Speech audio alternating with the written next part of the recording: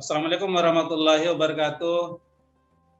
Waalaikumsalam warahmatullahi wabarakatuh. Teman-teman, alhamdulillah hari ini kita bisa mengikuti kegiatan IHT untuk program sekolah penggerak.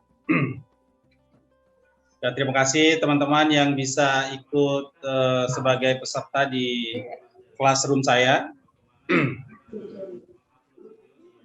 Tugas saya hari ini menyampaikan asesmen diagnostik pada anak luar biasa. Sebelum kita mulai kegiatan, baiklah kita berdoa menurut agama dan kepercayaan masing-masing. Berdoa mulai. Bismillahirrahmanirrahim. Alhamdulillahirabbil alamin. Arrahmanirrahim. Maliki yaumiddin. Iyyaka na'budu wa iyyaka nasta'in. Ihdinas siratal mustaqim. Shiratal ladzina an'amta 'alaihim ghairil maghdubi 'alaihim waladdallin. Amin. Teman-teman sehat semua ya? Alhamdulillah. Berkat doanya. Kegiatan kita selanjutnya akan berjalan dengan baik. Baiklah, saya akan menampilkan PowerPoint saya tentang asesmen diagnostik untuk anak luar biasa. Bismillahirrahmanirrahim. Bismillahirrahmanirrahim. Asesmen anak berkebutuhan khusus. Asesmen diagnostik pelajar berkebutuhan khusus artinya asesmen diagnostik pada pendidikan khusus bertujuan untuk mengetahui potensi, kelemahan, dan kebutuhan anak berkebutuhan khusus yang dilakukan sebelum pembelajaran dimulai atau kita sebutnya asesmen bagi anak berkebutuhan khusus atau anak disabilitas. Jadi tujuan dari asesmen ini ada 3. Yang pertama adalah asesmen akademik, kemudian ada asesmen perkembangan, dan yang ketiga adalah asesmen sumatif dan formatif.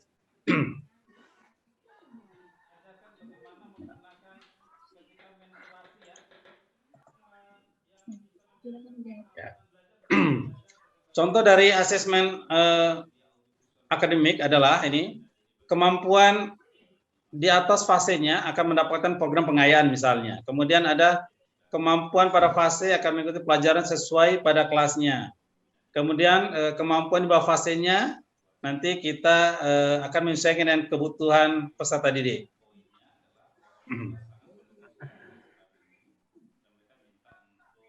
Jadi asesmen yang kedua, asesmen perkembangan, yaitu suatu proses untuk mengetahui kondisi perkembangan PDBK yang terkait dengan kemampuan intelektual, fisik, motorik, emosi, perilaku, komunikasi, dan kondisi lingkungan. Bermanfaat dalam pertimbangan untuk menggunakan metode, strategi, maupun pemilihan alat bantu yang tepat dalam penyusunan modul ajar atau modul akademik maupun dalam penyusunan modul ajar pada program kebutuhan khusus. Jadi langkah-langkahnya, langkah-langkah penyusunan asesmennya untuk instrumen. Yang pertama adalah instrumennya adalah menetapkan tujuan asesmen, yaitu mengembangkan alat asesmen. Kemudian wawancara, untuk pelaksananya adalah wawancara, pengamatan, pengukuran, tes baku, dan mengkaji dokumen. Kemudian penafsiran hasil asesmen dan rekomendasi. Berdasarkan hasil penafsiran inilah program pembelajaran atau penanganan kekhususan peserta didik akan direkomendasikan dan dikembangkan sesuai capaian pembelajaran dan capaian fase. Jadi ini tujuannya. Tujuannya adalah untuk asesmen diagnostik memperoleh informasi tentang kondisi anak, baik yang berkaitan dengan kemampuan akademiknya, non-akademiknya, dan kekhususannya secara lengkap, akurat, dan objektif. Kalau dibahasakan secara bahasa pendidikan luar biasa, mungkin ketunaannya. Kemudian sasarannya adalah semua peserta didik yang teridentifikasi atau telah ditetapkan sebagai peserta didik berkebutuhan khusus. Terus strateginya, menetapkan jenis asesmen yang akan dilakukan, memilih dan mengembangkan instrumen asesmen yang tepat, melakukan asesmen sesuai panduan dan yang dipersyaratkan, melakukan tabulasi, klarifikasi, dan analisa asesmen. Kemudian ada case conference, kemudian melakukan dokumentasi hasil asesmen. Berikutnya adalah asesmennya Berikutnya saya ingin menjelaskan tentang asesmen diagnostiknya. Asesmen diagnostik nanti kita akan lakukan di sebelum kegiatan pembelajaran. Biasanya di asesmen diagnostik ini kita akan mengetahui potensi dan kekurangan pada peserta didik kita. Contohnya misalnya kalau di sekolah kami misalnya anak autis, kita asesmen diagnostiknya adalah 3. Pertama bahasanya, yang kedua komunikasinya, yang ketiga perilakunya, yang keempat emosinya, yang kemudian yang kelima kan kita asesmennya di mata pelajarannya. Setelah asesmen diagnostik, barulah kita akan coba menyesuaikan dengan fase perkembangan anak didiknya sesuai usia mentalnya. Walaupun di sekolah luar biasa itu usia kronologinya barangkali ya 10 tahun, tetapi usia mentalnya seperti anak 7 tahun atau 8 tahun. Nah, asesmen diagnostik ini adalah asesmen awal yang sangat kita harapkan untuk tujuan capaian pembelajaran selanjutnya. Setelah capaian pembelajaran, kita akan menyusun nanti prosedur pengembangan pembelajaran bagi peserta didik luar biasa atau di kami mungkin disabilitas intelektual. Kemudian setelah kami melakukan diagnosis, kita membuat satu panduan. Panduan ini yang akan nanti kita coba terapkan di sekolah, yang akan dibuat oleh masing-masing guru yang sudah kita sepakati menjadi satu kurikulum program sekolah penggerak. Di mana nanti tetap kita mengutamakan adalah sekolah dengan sekolah merdeka belajar. Kemudian subjek didiknya tetap menjadi sumber utama atau subjek utama atau center daripada kegiatan pembelajaran kita di sekolah penggerak nanti. Sekolah penggerak ini adalah suatu keniscayaan bagi kita di sekolah luar biasa untuk bagaimana mencari, mengembangkan, dan melatih baik pengetahuan, sikap, dan keterampilan anak didik nanti untuk memulai merancang masa depannya. Sehingga nanti sekolah di sekolah program sekolah penggerak ini diharapkan anak-anak berkebutuhan khusus kita nanti mempunyai skill, keterampilan untuk hidup di masyarakat setelah mereka selesai mengikuti pendidikan, jenjang pendidikan di sekolah luar biasa. Itu yang kita harapkan nanti kepada siswa didik kita sesuai dengan program pemerintah yang digalakan mulai beberapa tahun ini ya. Nah, konsep-konsep sekolah pembelajar inilah yang diharapkan menjadi benchmark, menjadi tujuan akhir dari pendidikan program sekolah penggerak. Dengan kita tidak lupa dengan profil pelajar Pancasila. Nah, asesmen ini adalah sebagai dasar utama untuk sekolah menentukan arah kebijakan kemana subjek didik kita ini akan dibawa. Dengan dasar asesmen ini, baik asesmen diagnostik, asesmen formatif, asesmen sumatif, itu menjadi landasan utama sekolah, landasan utama guru, landasan utama tendik untuk mencoba mendesain satu pembelajaran di sekolah yang benar-benar sesuai dengan kebutuhan dan karakteristik peserta didik kita. Barangkali itu yang bisa saya sampaikan. Mudah-mudahan teman-teman bisa memberi argumentasi, bisa memberi masukan kepada saya. Apa sih tujuan daripada sekolah penggerak, terutama di sesi asesmen diagnostik, asesmen formatif, dan asesmen sumatifnya. Terima kasih teman-teman. Semoga dengan adanya IHT ini menjadikan kita sebagai guru yang memiliki konsep dan tujuan yang jelas terhadap program sekolah penggerak. Kalau ada pertanyaan, saya persilakan kepada teman-teman untuk mengajukan pertanyaan. Mudah-mudahan saya bisa menjawabnya dengan baik. Terima kasih. Assalamualaikum warahmatullahi wabarakatuh. Waalaikumsalam warahmatullahi wabarakatuh. Baik, Pak Silakan, Den, bertanya nih. Siap, Ya. siap. Yang pertama itu apakah sangat berpengaruh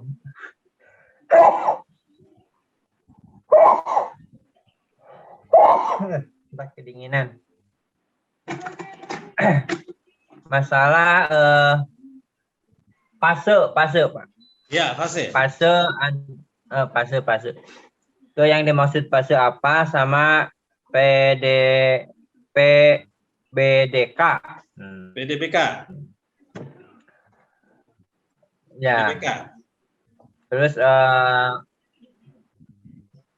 itu kaitannya dengan asesmen formatif. Ya. Formatif itu penilaian ya, apa gimana itu, sama sumatif ada akhirnya apa gimana? Mau nggak? Silakan. Terima kasih Pak Anda. Jadi asesmen ini memang sebagai dasar kita untuk menentukan arah kebijakan satuan pendidikan. Kalau kita mungkin di sekolah luar biasa, sekolah masing-masing yang kita yang lebih tahu kondisi real sekolah. Kalau misalnya asesmen untuk PDBK itu gimana? PDBK itu peserta didik berkebutuhan khusus.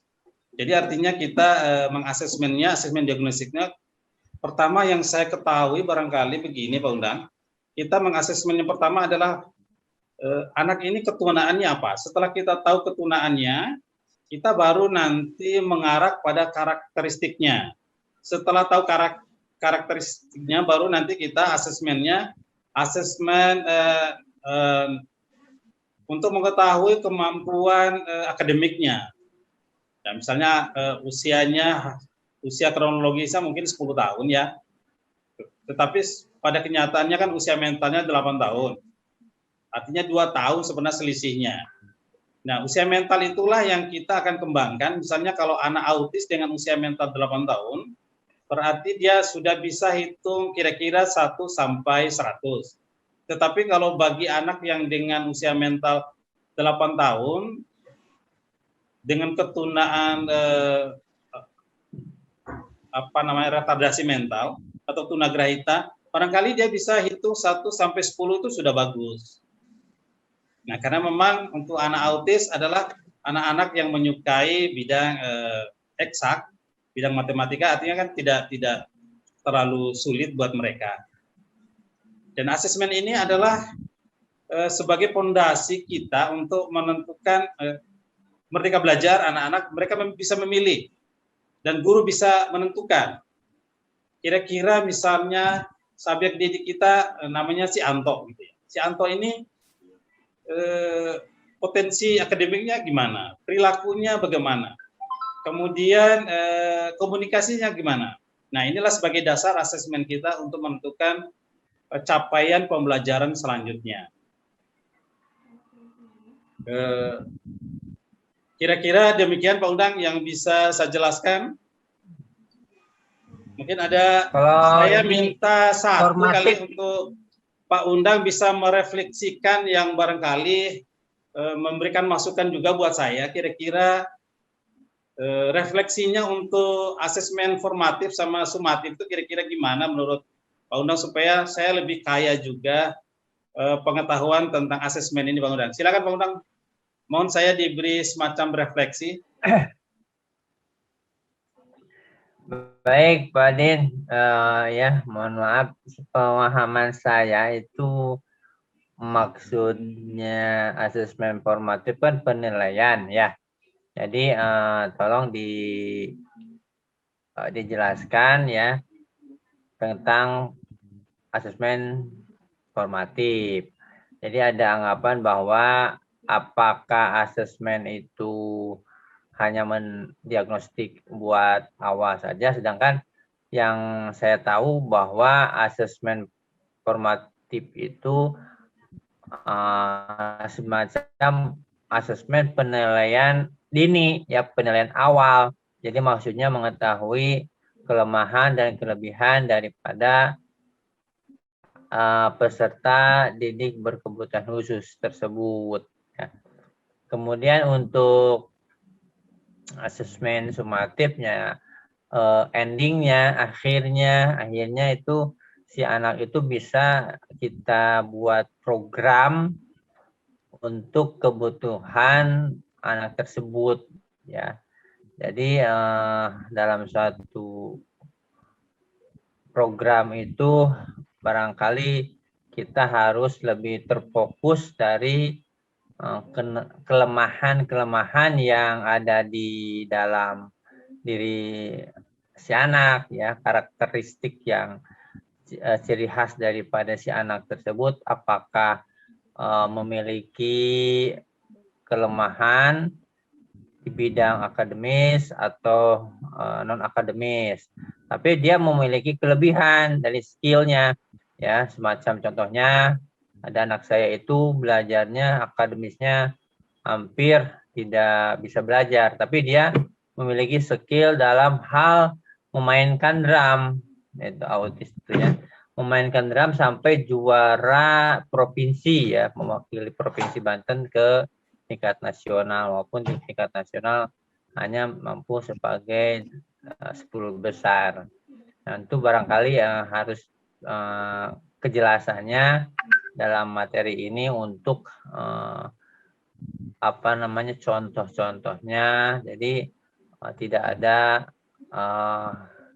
pemahaman yang semeraut dan gagal paham dalam hal ini. Itu barangkali refleksi dari saya sebagai sohib, ya, kepada Pak Din agar menjadi memiliki suatu acuan yang bisa dipahami lebih seksama. Demikian barangkali. Terima kasih. Mungkin dari rekan-rekan lain, silakan.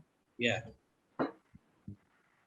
Barangkali saya dulu Pak Uda, barangkali saya bisa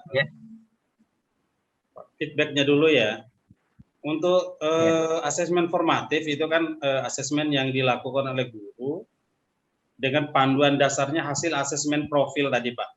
Asesmen profil yang pertama, setelah itu kan kita setelah pembelajaran, setelah kita buat program, kemudian kita belajar di kelas, kemudian kan guru melakukan asesmen formatif, artinya asesmen ini selama, ya, kalau kita biasanya kan selama satu semester itu selama 6 bulan, hampir tiap hari, bisa jadi tugas-tugas tiap hari itu kan masuk bagian dari asesmen.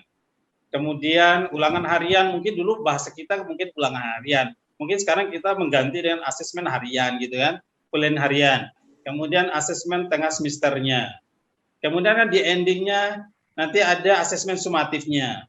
Nah, asesmen sumatif inilah yang akan kita coba menilai secara keseluruhan apakah proses pembelajaran dari awal dan mulai kita asesmen perkembangannya, apakah ada perubahan. Kalau memang ada perubahan yang lebih maju, kita mengadakan namanya nanti di feedbacknya adalah pengayaan. Tetapi kalau anak itu mengalami distorsi atau tidak ada perubahan, berarti kan kita akan remedial.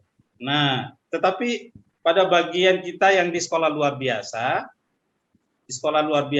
memang endingnya yang paling bagus itu kan kita coba kembangkan materi hasil asesmennya tentang keterampilan hidupnya.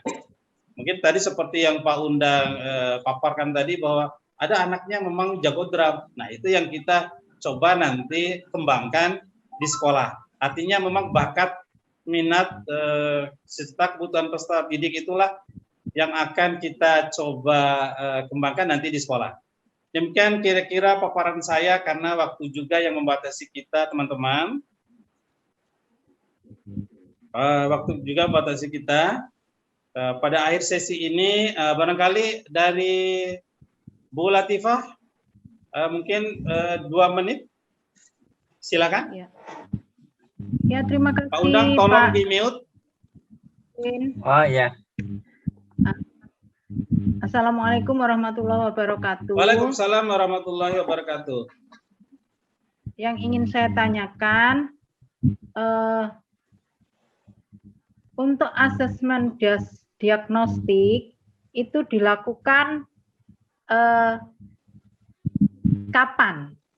Atau hanya sekali atau kapan waktunya dilakukan? Itu pertanyaan saya dari untuk Pak Najmudin. Terima kasih. Ya. Untuk asesmen diagnostiknya bisa dilakukan setelah kita mengadakan evaluasi, Bu ya, atau penilaian sumatifnya. Nanti kita bisa diagnostik ulang kalau memang ada permasalahan-permasalahan di lapangan atau di sekolah. Dan asesmen ini tidak sekali sebenarnya, memang harus berkali-kali ya untuk mengetahui benar-benar potensi yang dimiliki anak. Karena kesulitan kita di sekolah luar biasa itu adalah kita tidak tahu kapan kita benar-benar menemukan potensi dan bakat anak didik ini. Biasa kita ya kalau di sekolah saya mungkin yang di sekolah autis itu mungkin kelas 5, kelas 6 baru benar-benar kita menentukan ini loh bakat anak itu. Tetapi pada kelas-kelas awal biasanya hampir belum kita menemukan potensi itu. Demikian Bu Latifah, semoga bisa menjawab pertanyaannya. Bisa berulang-ulang, Bu. Pada intinya bisa berulang. Gini Pak, ketika anak masuk sekolah itu perlukah dilakukan asesmen diagnostik? Awal masuk misalnya kelas 1 gitu, kelas 1. Perlukah itu dilakukan asesmen diagnostik? Nah, yang saya dapat paparan kemarin itu sebenarnya kita mulai mendiagnosis itu setelah di kelas 1, Bu ya. Kalau PDBK yang baru belum ya, karena memang baru adaptasi untuk setahun. Setelah setahun pertama barulah kita akan mulai mendiagnosis karena ini berhubungan dengan berhubungan dengan program. Karena menurut informasi kemarin yang saya dapat di pelatihan di PSP adalah pada anak yang sekarang itu juga tidak boleh pindah kemana-mana juga dulu gitu. Karena memang kan kita programnya selama 3 tahun. Jadi artinya anak-anak yang baru masuk pada tahun ini barangkali kita belum. Karena ini sebenarnya programnya kan di semester 2 pada bulan Agustus itu nanti. Tapi kan kenyataannya karena memang pandemi, kondisi kita sekarang ini, ya mungkin kita baru bisa melaksanakan asesmen ini di tahun ajaran baru lagi nanti, karena kita tidak tahu pandemi ini kapan kita berakhirnya. Nah, sementara PSP kita baru berjalan 9 hari gitu ya. Berarti kan masih ada pelatihan-pelatihan ahli lagi nanti yang kita coba nanti kita ikutin prosesnya. Ini baru IHT kita baru 9 hari. Jadi kegiatan asesmennya barangkali kita nanti ada tambahan-tambahan pengetahuan dari tim ahli nanti, Bu. Terima kasih. Terima kasih. Demikian teman-teman yang bisa saya sampaikan, kurang lebihnya saya mohon maaf yang sebesar-besarnya. Tetap semangat, jaga kesehatan, jangan lupa jaga imun tubuhnya. Kemudian sebelum penutup, marilah kita berdoa menurut agama dan kepercayaan kita masing-masing. Dan kita membaca Alhamdulillahirabbil alamin. Assalamualaikum warahmatullahi wabarakatuh. Selamat siang teman-teman.